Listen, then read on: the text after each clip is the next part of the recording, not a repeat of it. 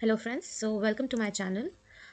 Today we'll do editorial analysis of this article which is on the topic cybersecurity, and it has been taken from the Financial Express. So let's start.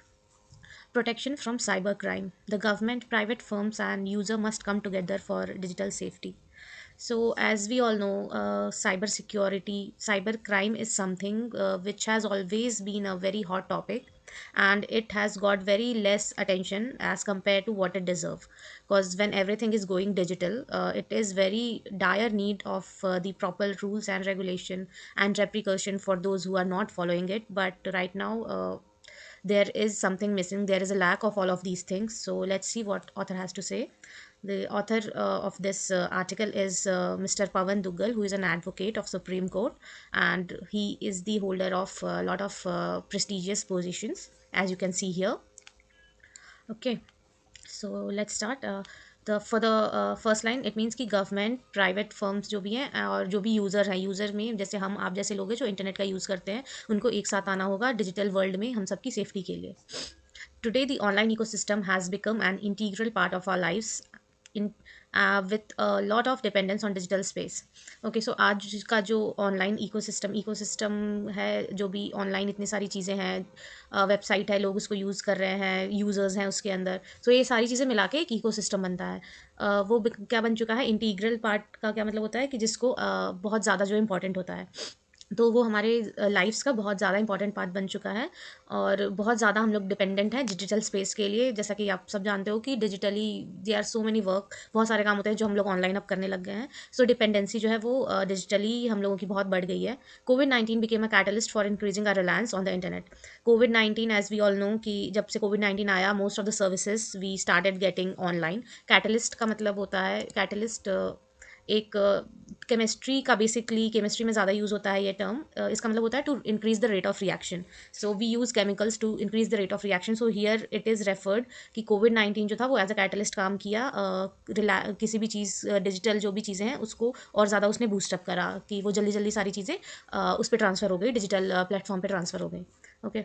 But at the same time, COVID 19 also pushed in new users to the cyberspace without sensitizing them about cybersecurity ramification of what they did in the digital domain. और इससे क्या हुआ कि उन Covid 19 ने नए users, of course बहुत लोग पहले बहुत सारी चीज़ें कैश में करते थे फॉर एग्जांपल, या बहुत सारी चीज़ें जो ऑन पेपर होती थी, सारी चीज़ें डिजिटल हो गई. तो बहुत सारे न्यू यूज़र भी इससे जुड़ गए क्योंकि उनके पास अभी कोई ऑप्शन नहीं बचा. आपको हर चीज़ ऑनलाइन, अगर अवे आपको हर चीज़ ऑनलाइन कर दी गई है, तो you have to learn and you have to start using it. So बहुत सारे न्यू यूज़र ऐड हुए डिजिटल स्पेस में ड्यू टू कोविड 19. बट उसका एक क्या नेगेटिव इम्पैक्ट हुआ कि वो बहुत अनअवेयर थे. विदाउट सेंसिटाइजिंग का मतलब होता है अनअवेयर होना. तो उनको बहुत सारे ये साइबर स्पेस में जो क्राइम्स होते हैं, या जिसमें आपको कैसे बचना है, खुद को सिक्योर रखना है, इन सारी इन्फॉर्मेशन उन लोगों के पास नहीं थी. They just started using it without knowing any disadvantages और any situation in which they can get caught. So वो सारी चीज़ें उनको बगैर उसके वो बस यूज़ करना शुरू कर दिया. रैमिफिकेशंस का मतलब होता है कि consequence of a decision. So cyber security से क्या क्या मतलब पॉजिटिव नेगेटिव हमारे ऊपर इम्पैक्ट आ सकता है विदाउट उसके जाने हुए. They started using it. The golden age of cyber crime has emerged after the advent of Covid 19. सो जो एज वी ऑल नो, जैसा बोला जा रहा है कि नए यूज़र आए जिनको बिल्कुल भी आइडिया नहीं था कि हमारे साथ क्या नेगेटिव हो सकता है इस डिजिटल डोमेन के अंदर में. तो इसके लिए क्या हुआ कि जो भी साइबर क्रिमिनल्स थे उनको साइबर क्राइम करने का एक बहुत अच्छा मौका मिला, क्योंकि बहुत सारे न्यू यूज़र जुड़े थे जिनको कोई आइडिया नहीं था. तो उसको एज अ गोल्डन एज यहाँ पे ऑथर रेफर कर रहे हैं कि जैसे एडवेंट का मतलब होता है कोई भी चीज़ शुरू होना. तो जैसे भी जैसे ही कोविड 19 की शुरुआत हुई, नए यूज़र जुड़े, तो वो साइबर क्राइम या साइबर क्रिमिनल्स के लिए वो एक गोल्डन एज माना गया. यहाँ पे साइबर क्राइम्स को वर्ड बार बार आ रहा है. मैं एक चीज़ क्लियर कर दूँ, साइबर क्राइम का मतलब जो भी ऑनलाइन फ्रॉड होते हैं या कोई क्रिमिनल एक्टिविटी होती है. अभी क्रिमिनल एक्टिविटीज़ में आती है चीज़ें लाइक आपके बैंक अकाउंट से पैसे ट्रांसफ़र कर लिए गए, एक वो होता है. आप कोई डिजिटल आईडी को मतलब डिजिटल डेटा जो होता है, बायोमेट्रिक्स होते हैं, उसकी चोरी कर ली गई. ठीक है, डेटा लीकेज हो गया. किसी की विदाउट देयर कंसेंट उनकी पिक्चर्स अपलोड कर दी गई.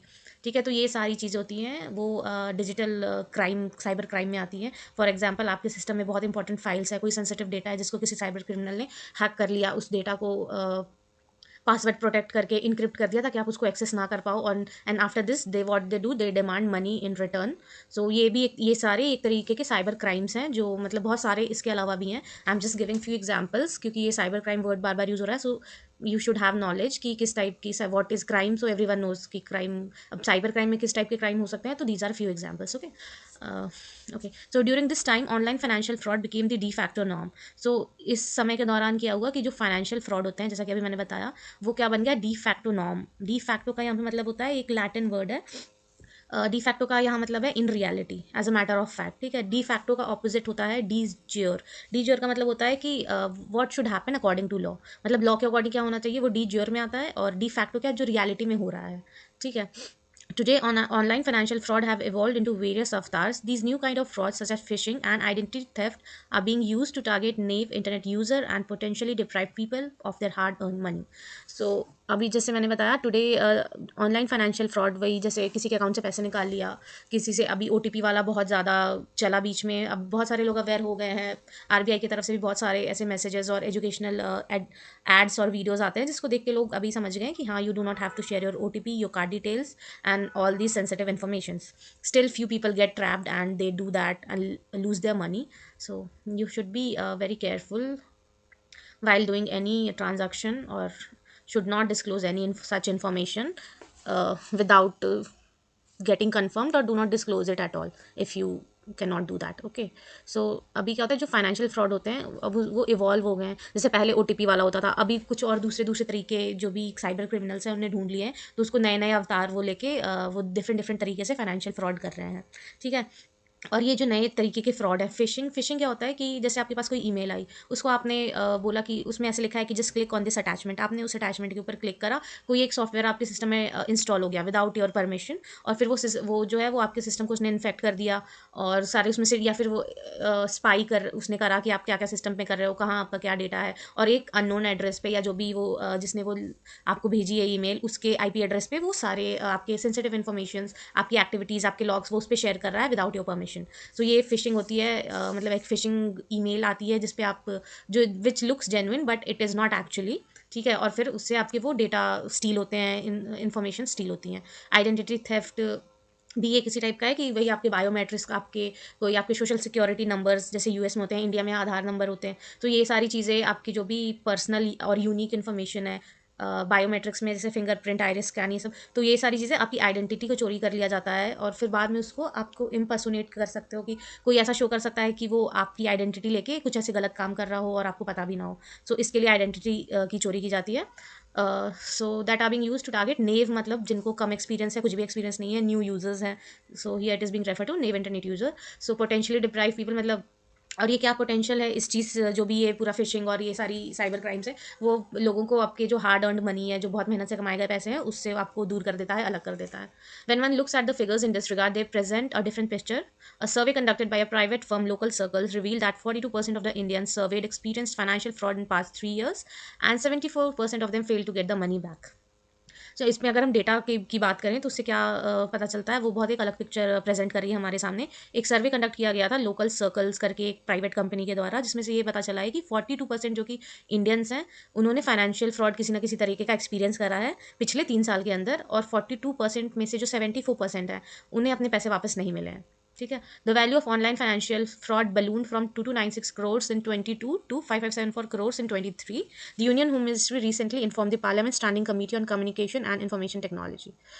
ओके, सो जो भी वैल्यू जो है ये सारे फाइनेंशियल फ्रॉड की, वो 2022 में 2296 करोड़ थी, जिससे वो बढ़ के 5574 करोड़ हो गई 23 में के अंदर। ये फिगर्स कहाँ से हमें मिले?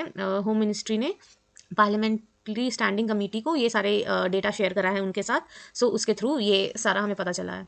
The average cost of cyber breach in 22 was 4.35 million. It is estimated that cybercrime cost the global economy around 7 trillion in 22, and this number is expected to rise to 10.5 trillion by 25. एक कोई भी cyber breach होता है, उसका cyber breach का मतलब यहाँ पे होता है कि कोई भी लॉ को फॉलो ना करना, कंप्लायंस को फॉलो ना करना, उसको तोड़ना।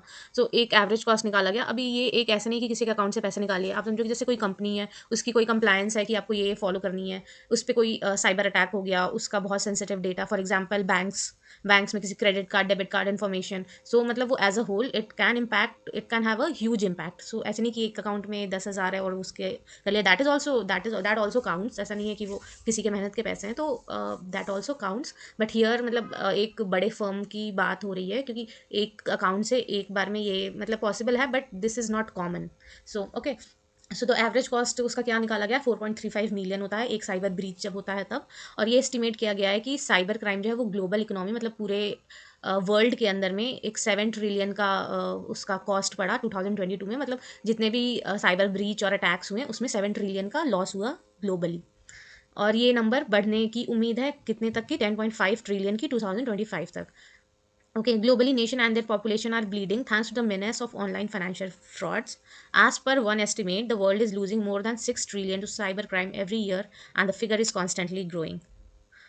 Okay, so ग्लोबली जो है वो नेशन और पॉपुलेशन इससे बहुत इफेक्टेड है। और ये मिनेस का मतलब होता है डेंजर और थ्रेट, ठीक है।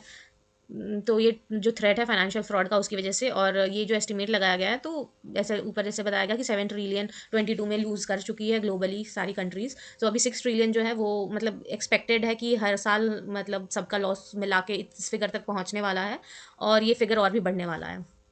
These figures are only telling that the menace, ये वर्ड ऑलरेडी ऊपर आ चुका है, थ्रेट होता है इसका मतलब, threat of online financial fraud will continue to grow unabated, unabated मतलब बिना रुके हुए, ये बढ़ने वाला है बस। In this regard when one looks at the legal frameworks one realises that there is a big policy vacuum. इसके संदर्भ में जब हम ये देखते हैं, लीगल फ्रेमवर्क को देखते हैं, तो हमें ये एहसास होता है कि एक वैक्यूम मतलब खालीपन है पॉलिसी के मामले में, मतलब इसके लिए कोई प्रॉपर पॉलिसीज है नहीं। New kinds of online financial frauds are emerging but their coverage under the Indian law, the IT information technology act is not adequate.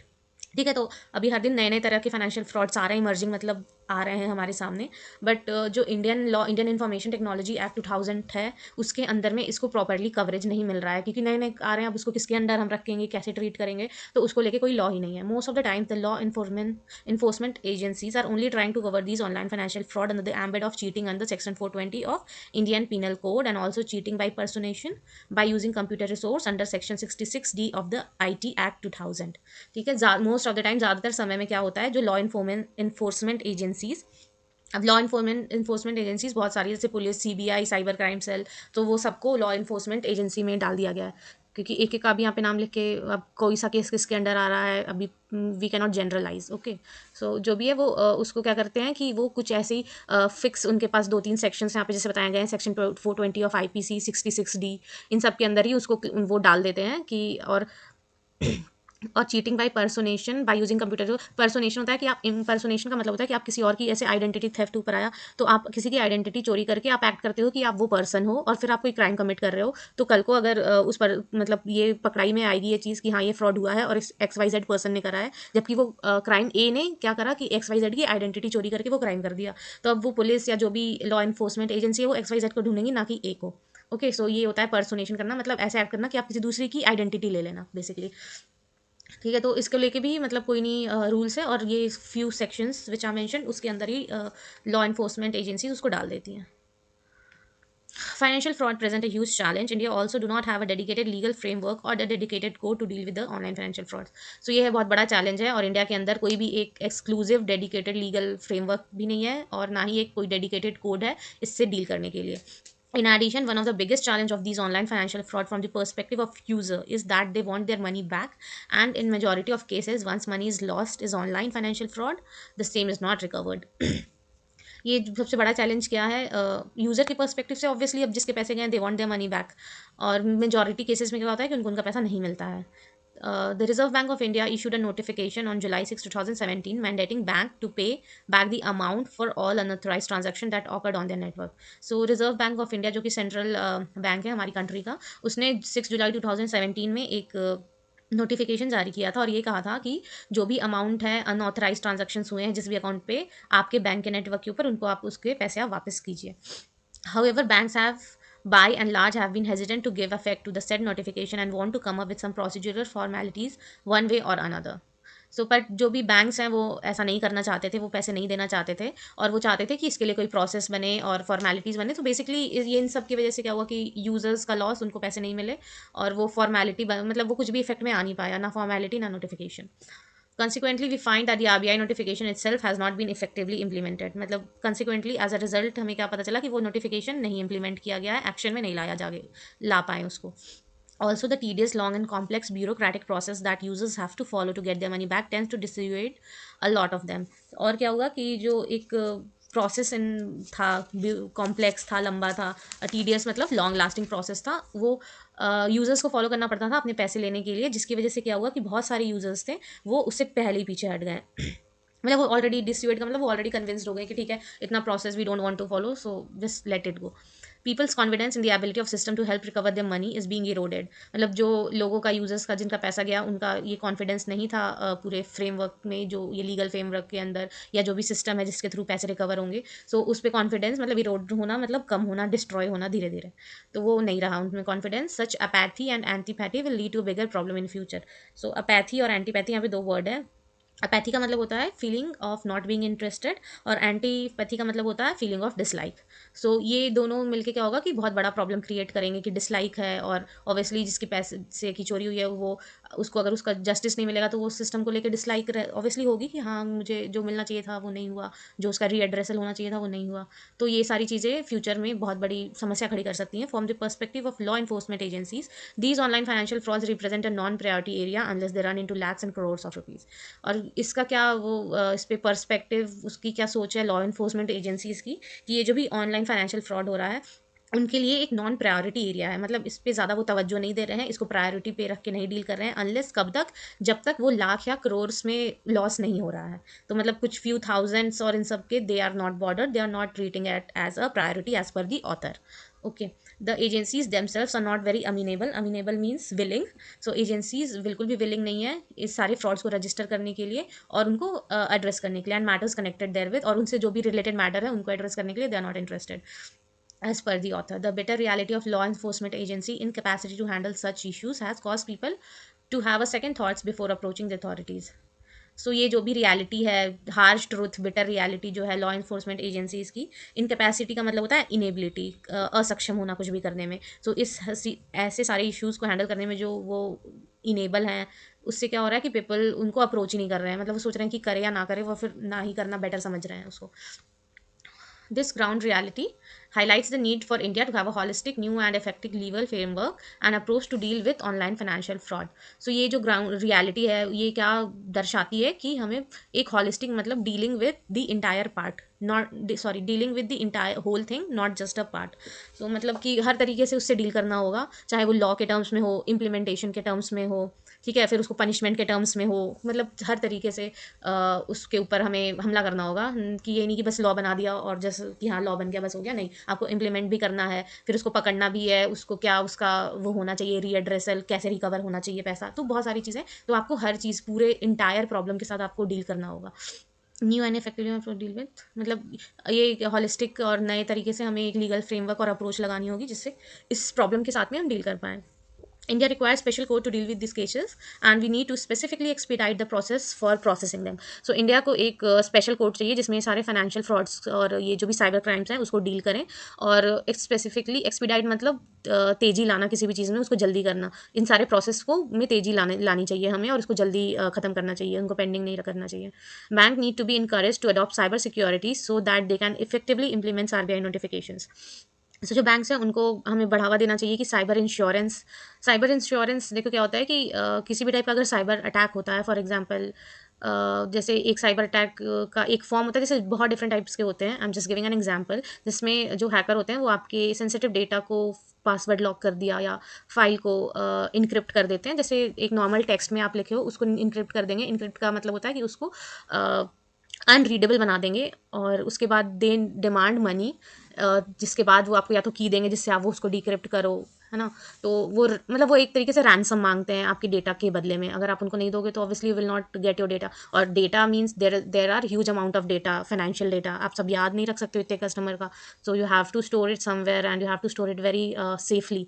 ठीक है, तो ये क्या होता है, तो साइबर अटैक्स ये जो भी होते हैं ना, इनको to safeguard the interest of that particular organisation, this is a risk mitigation policy कि आप एक साइबर इंश्योरेंस खरीद लो। अभी बहुत सारी ऑर्गेनाइजेशन और कंपनीज, फर्म्स हैं, प्राइवेट फर्म्स जो ये ऑफर करती हैं। तो अगर आपकी कंपनी के ऊपर किसी भी तरीके का साइबर अटैक होता है, इन दैट केस जो आपका जो भी लॉस, डेटा का लॉस हुआ, so it can even turn into a financial loss. ठीक है, अब उसके इम्पैक्ट्स भी डिफरेंट डिफरेंट टाइप के होते हैं। अब फाइनेंशियल होता है, एक एक रेपुटेशनल होता है, you can lose clients, so there are multiple. So in terms of financial loss, that insurance company will cover your loss. और आपको फॉर एग्जांपल जैसे हम वो भी ऊपर फिगर्स देख रहे थे कि 7 ट्रिलियन का लॉस हुआ, ग्लोबली था वो ऑल दो। सो एज एन ऑर्गेनाइजेशन मे भी आपको 1 मिलियन का लॉस हुआ उस ऑर्गेनाइजेशन को, so that will be covered under the cyber insurance, और that cyber company will pay you that amount. Okay, so bank को अभी ये क्या बोल रहे हैं कि बैंक्स को साइबर इंश्योरेंस लेना चाहिए, which is a very good suggestion. So अगर उनके पास साइबर इंश्योरेंस रहेगा तो आरबीआई की नोटिफिकेशन जो भी आएंगे उनको ईजिली इंप्लीमेंट कर सकते हैं। Central bank also needs, central bank here means RBI. Okay, they also need to make sure that its notification are effectively implemented and follows. तो आरबीआई को ये इंश्योर करना चाहिए कि वो जो भी रूल्स एंड रेगुलेशन निकालते हैं बाकी बैंक्स के लिए, उसको फॉलो किया जाए और उसको इंप्लीमेंट किया जाए। India needs to enhance the capacity of its cyber citizens by sensitizing them about newly emerging frauds such as phishing and identity theft, and key practical strategies that user need to adopt in order to protect themselves from becoming victims of the same। ठीक है, तो जो हमारा देश है उसको क्या करनी चाहिए कि अपनी कैपेसिटी को बढ़ाना चाहिए। साइबर सिटीजन्स मतलब जो भी इस साइबर स्पेस में हमारे आपके जैसे यूजर्स हैं, उनको सेंसिटाइज करना, मतलब उनको अवेयर करना, जो भी नए फ्रॉड्स आ रहे हैं उनके बारे में, फिशिंग अटैक्स हुआ, जैसे आइडेंटिटी थेफ्ट हुआ, और जो भी प्रैक्टिकल स्ट्रैटेजी उनको इम्प्लीमेंट करनी चाहिए, या उनको सेफ साइबर हैबिट्स जो होती हैं वो अडॉप्ट करने के लिए उनको इनकरेज करना चाहिए, और इन सब जो भी फ्रॉड्स हैं इसके विक्टिम बनने से खुद को बचाना चाहिए।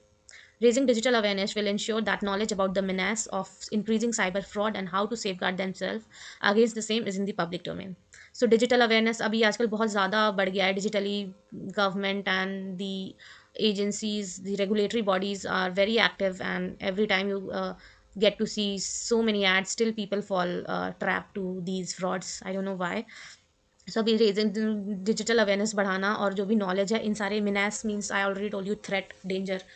सो इन सारे मिनास के लिए, थ्रेट के लिए, जो साइबर फ्रॉड्स होते हैं उनसे अपने आप को हाउ टू सेफ गार्ड, मतलब how to safe yourself from these.